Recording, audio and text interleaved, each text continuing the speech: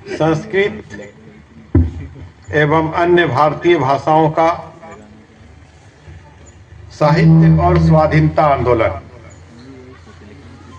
इस विषय पर एक दिवसीय राष्ट्रीय संगोष्ठी जो मिथिला संस्कृत स्नातकोत्तर अध्ययन एवं शोध संस्थान उच्च शिक्षा विभाग के द्वारा आयोजित है, के अवसर पर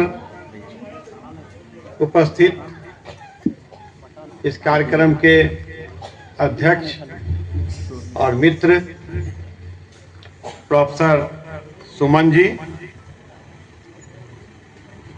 मंच पर मंचासीन प्रोफेसर प्रभाकर पाठक जी,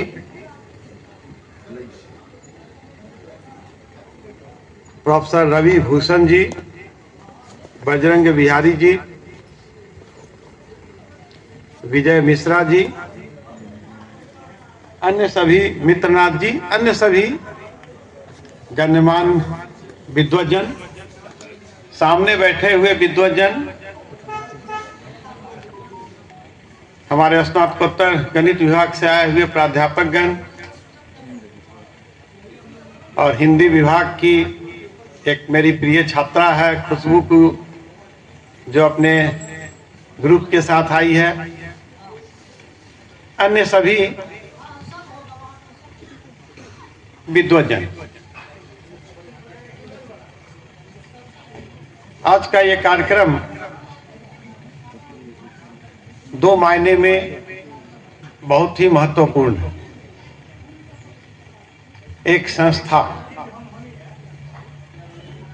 ये संस्था कब की है? संस्था ये इसका स्थापना कब हुई? 1951। इसमें संस्कृत और भारतीय भाषाओं का साहित्य और स्वाधीनता आंदोलन, और स्वाधीनता आंदोलन के बाद तुरंत बाद स्थापित मिथिला संस्कृत स्नातकोत्तर अध्ययन एवं शोध संस्थान, इन दोनों को देखेंगे, मिलाएंगे तो बहुत सी बातें इनके शीर्षक में स्पष्ट हो जाएंगी कि स्वाधीनता आंदोलन में संस्कृत और अन्य भारतीय भाषाओं का क्या योगदान था और उसको प्राप्त करने में इनकी कौन सी भूमिका रही, और उस स्वाधीनता के बाद जब उस भारतीय भाषाओं के संरक्षण के लिए, उनके फलने फूलने के लिए, आगे बढ़ाने के लिए विश्व स्तर पर उसे फैलाने के लिए जिस संस्थान की स्थापना की गई, वो संस्थान उस समय से अभी 2025 तक किस स्थिति में, ये आत्मावलोकन करने की आवश्यकता। किसी भी संस्थान, अभी यहाँ के निदेशक महोदय अभी अध्यक्षता कर रहे कार्यक्रम के, अपनी पीड़ा व्यक्त कर रहे थे। राज्य सरकार सतत 2-3 कामों के लिए लगातार काम कर रही है। अभी माननीय मुख्यमंत्री के द्वारा 7 निश्चय पार्ट 3 लाया गया है। 7 निश्चय पार्ट 3, पहला 15 से 20, पार्ट 2 20 से 25 और पार्ट 3 25 से 30। और इसकी अवधारणा आप देखेंगे तो उन्नत शिक्षा उज्जवल भविष्य, उन्नत शिक्षा उज्जवल भविष्य, जिस चीज को सरकार के द्वारा, माननीय मुख्यमंत्री के द्वारा और उसके साथ अथवा 7वां पॉइंट है जीवन आसान। कौन सा काम करें जो नागरिकों का जीवन आसान हो। तो इन दोनों बिंदु पर इस संस्था की क्या भूमिका स्थापना काल से आज तक रही है, मैं इनसे आग्रह करूंगा कि एक विस्तृत रिपोर्ट बननी चाहिए। केवल कार्यक्रम आयोजित करना, कार्यक्रम आयोजित करने का भी कुछ उद्देश्य होता है। कार्यक्रम आयोजित इसलिए किए जाते हैं कि कार्यक्रम में जिन बातों पर चर्चा होती है उन बातों के आधार पर निष्कर्ष को कलमबद्ध करके समाज को दिशा देने के लिए एक पार्ट होगा, सरकार को देने का एक पार्ट होगा। जो सरकार के स्तर पर योजना बननी है, सरकार के स्तर पर काम होना है, वो पार्ट सरकार के हिस्से में जाएगा, और जो समाज के हिस्से में है वो प्रचार प्रसार करने का काम हमारे यहाँ जो पत्रकार बंधु हैं वो समाज में उन बातों को ले जाएंगे तो समाज उन्नत होगा। सरकार का भी पर्पस समाज के लिए है, संस्था का भी पर्पस समाज के लिए है, और हम सभी यदि बैठे हुए हैं तो हम सब समाज के एक पार्ट है, हिस्सेदार हैं। अगर समाज उन्नत है, हम उन्नत हैं, हम उन्नत हैं, समाज उन्नत है।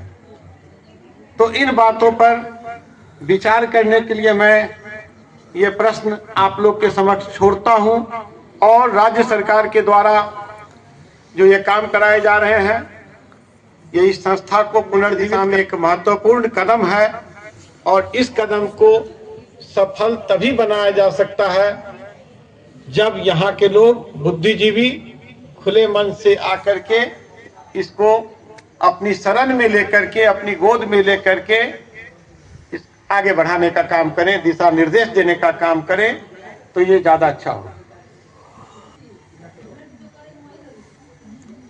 संस्कृत और अन्य भारतीय भाषाओं का साहित्य और स्वाधीनता आंदोलन, यह विषय भारतीय बौद्धिक इतिहास की उस दीर्घ परंपरा से जुड़ा हुआ है जिसमें भाषा भी है, साहित्य भी है और राजनीतिक चेतना भी है। और ये तीनों एक दूसरे से पृथक नहीं है, बल्कि तीनों एक दूसरे से गुथे हुए हैं, परस्पर मिले हुए हैं। स्वतंत्रता भारतीय बौद्धिक परंपरा में एक सतत विचार, भारतीय संदर्भ में स्वतंत्रता का विचार आधुनिक औपनिवेश उपज नहीं है। भारतीय साहित्य में यह विचार राजनीतिक संप्रभुता से पहले नैतिक और आत्मिक स्वायत्तता के रूप में विकसित हुआ। उपनिषदों में आत्मज्ञान को बंधन मुक्ति का साधन माना गया। महाभारत और रामायण में अन्याय के प्रतिरोध, धर्मयुक्त शासन और लोक कल्याणकारी की अवधारणाएं विकसित हुई।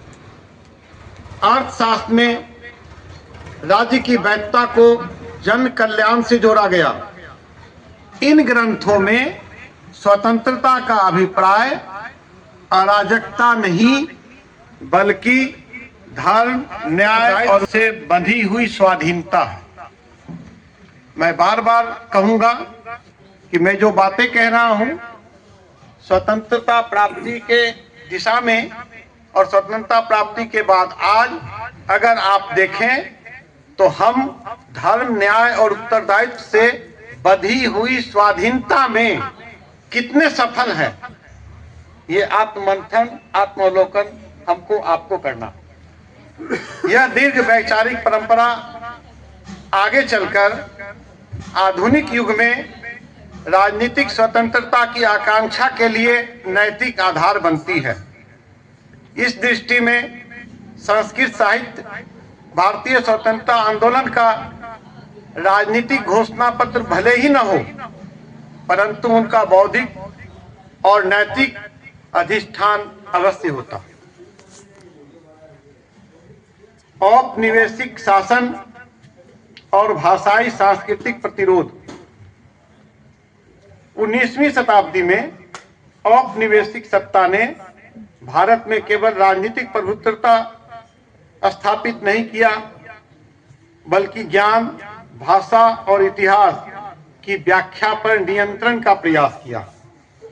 अंग्रेजी शिक्षा प्रणाली ने भारतीय भाषाओं को पिछड़ा और संस्कृत को अप्रासंगिक सिद्ध करने की चेष्टा की। इसके प्रतिरोध में सांस्कृतिक आंदोलन उभरा। वे स्वाधीनता संघर्ष के सहचर बने, क्योंकि जब धर्म समाज को बर्बाद करने की साजिश रची जाती है तो ये भाषाएं सामने आकर के उसे बचाने का प्रयास करती हैं। और कैसे करती हैं? इसी आधुनिक भारतीय भाषाओं में साहित्य की असाधारण उत्कर्ष हुआ।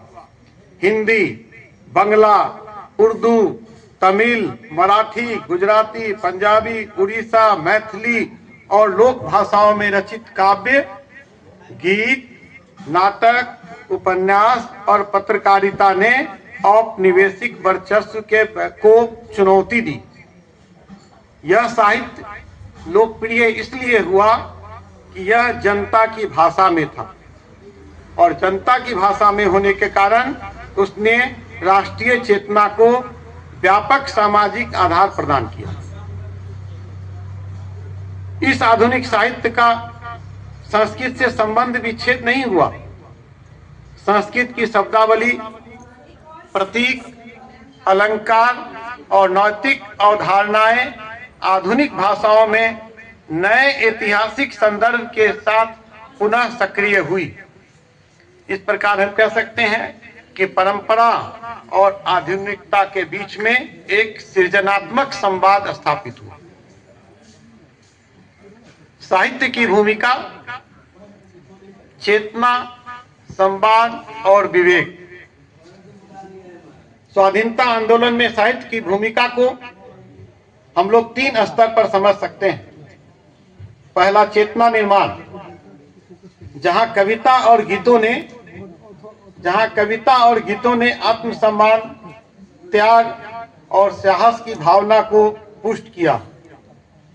दूसरा, जन संवाद, नाटक, लोकगीत और पत्र पत्रिकाओं ने स्वतंत्रता के विचार को गांवों, नगरों और जन जन तक पहुंचाने का काम किया। तीसरा, वैचारिक विवेक, जहां निबंध,